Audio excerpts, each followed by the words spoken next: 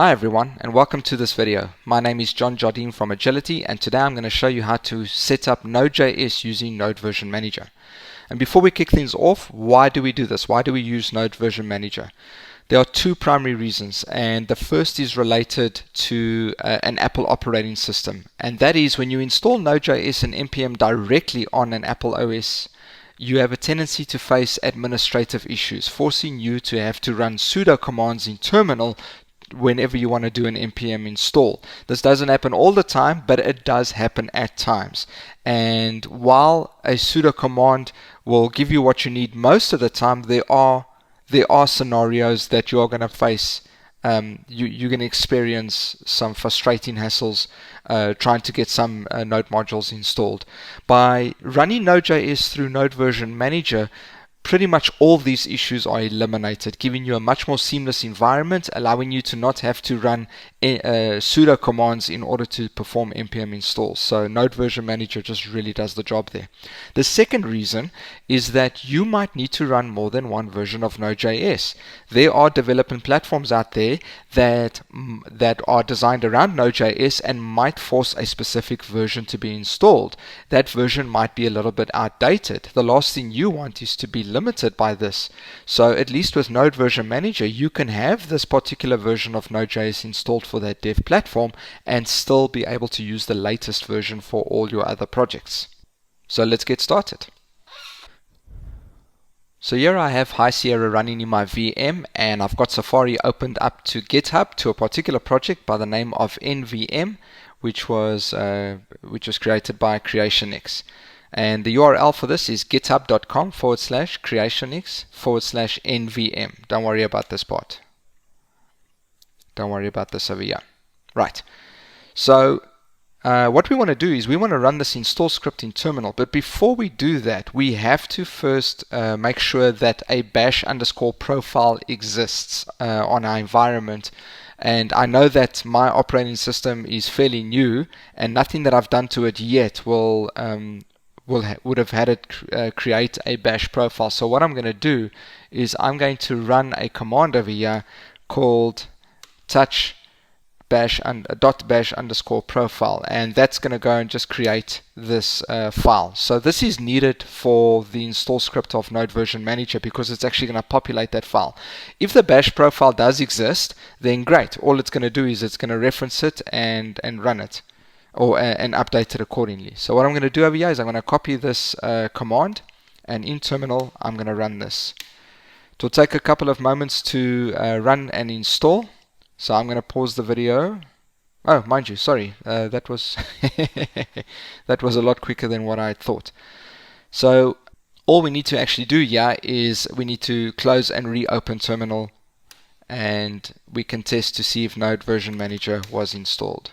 And we do that by just saying, NVM --version. There we go. The latest version has been installed. So that's probably the most difficult part of this entire process. Now that we've got Node Version Manager installed, all we can do now is start installing the versions of Node.js that we want. And what I'm going to do is I'm going to grab the latest stable version, which I think is 10.14.2. I'm just going to go with that version anyways. So all I'm going to do over here is I'm going to say nvm install v10.14.2.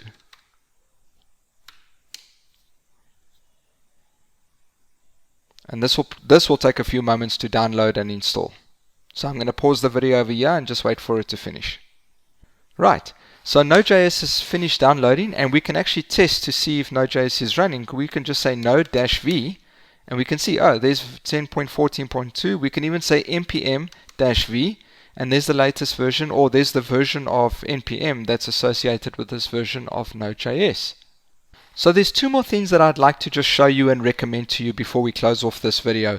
The first, these are two global modules that I install by default. Anytime I create a Node.js environment, I just get these two installed without asking any questions.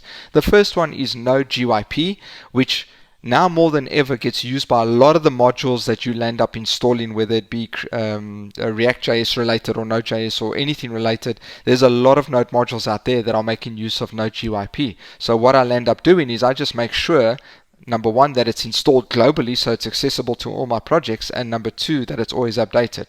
So I'm going to go here, npm install globally, that's a -g over there, and I'm going to say node GYP.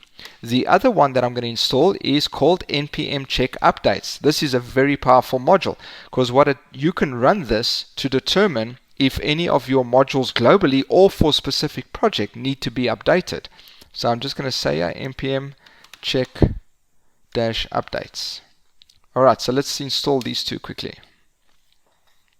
And notice that I didn't have to prefix this command with sudo. I do not need administrative privileges to run these installs. There we go. The two modules have been installed successfully. And what I'm going to show you a quick test over here just with npm check updates is the command you run is ncu. So you can either run ncu within the folder of the Node.js project that you're busy working with, and it will then go and check to determine if any of the modules that are there need to be updated. Or you can do ncu-g, which will go and check the global modules to see if there are any new versions. Now in this case, we installed the latest version, so there shouldn't be, otherwise I'd be rather concerned. So you can see over there, oh, guess what? NPM itself. Unbelievable. So NPM, there's actually a later version of NPM. So you can see over here, it even says, yeah, NCU itself doesn't upgrade the package. All you have to do is actually just run it, run npm install in order to update this to the latest version. But there's NCU in action, and it works great for personal projects as well. So that's it for this video. If you've installed everything correctly, you'll be able to run multiple versions of Node.js, and you are free from a lot of these administrative issues or these privileges on the Mac environments that one usually ends up facing from time to time. So I thank everyone for their time. Cheers for now.